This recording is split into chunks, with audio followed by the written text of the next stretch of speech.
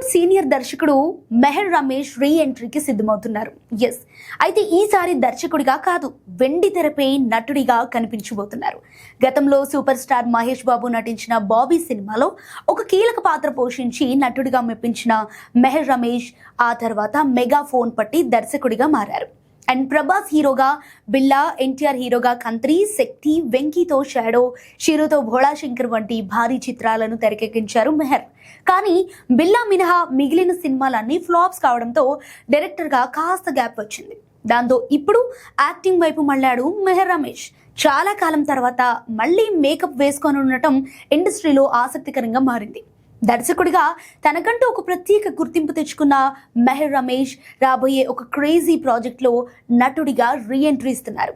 కథ డిమాండ్ మేరకు ఒక విభిన్నమైన పాత్రలో కనిపించబోతున్నట్లు సమాచారం.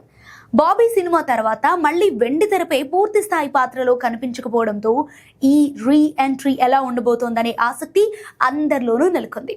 అండ్ సాధారణంగా దర్శకులు నటులుగా మారి మెప్పించడం టాలీవుడ్లో కొత్త ఏమీ కాదు. సో ఇప్పుడు అదే బాటలో మెహర్ రమేష్ కూడా తన సెకండ్ ఇన్నింగ్స్ స్టార్ట్ చేయబోతున్నారు.